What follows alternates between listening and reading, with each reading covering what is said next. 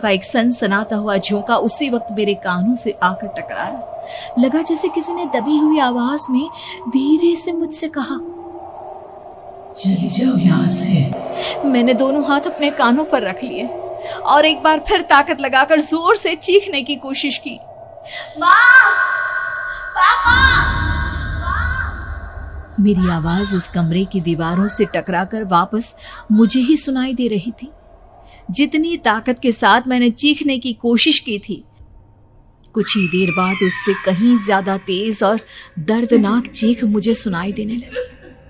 ये आवाज ठीक मेरे पीछे खिड़की से आ रही थी। वो आवाज मेरे कानों में पिघलते हुए लोहे की तरह गिर रही थी।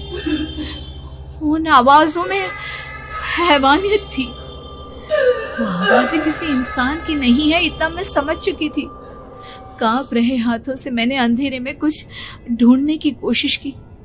तभी अचानक मेरा हाथ बेड पर रखी टॉर्च पर पड़ा। किसी तरह ताकत लगाकर टॉर्च का बटन ऑन किया, लेकिन ये क्या? सामने दरवाजे पर 3 छोटी लड़कियां खड़ी हुई थी। उनके हाथ में स्टील के चमचमाते हुए चाकू थे। मैं घबराकर लड़खड़ाई और पीछे की तरफ हटी, लेकिन तब तक वो मेरे पास आ चुकी थी।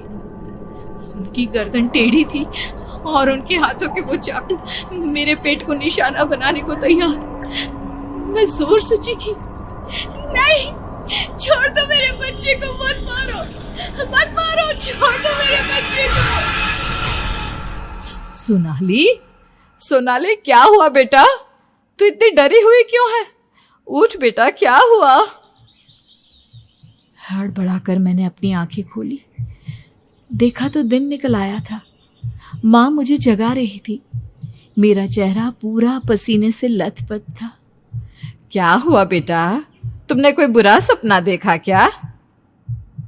मैं अभी तक अपने पूरे होश में नहीं थी।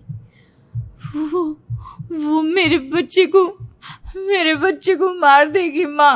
वो लड़की मेरे बच्चे को। मैंने घबराकर अपने पेट को छुआ। सब कुछ ठीक था। और वो दूध जो रात को यहाँ पर गिर गया था, उसका रंग लाल हो गया था। माँ ने हंसते हुए दूध का गिलास मुझे दिखाया। तुमने दूध पिया ही नहीं, पूरा का पूरा ऐसे ही रखा हुआ है। तुमसे कहा था ना सोनाली, सेहत के लिए लापरवाही ठीक नहीं बेटा। लेकिन मैंने तो सब कुछ अपनी खुली आंखों से देखा था। ये सपना कैसे हो सकता है?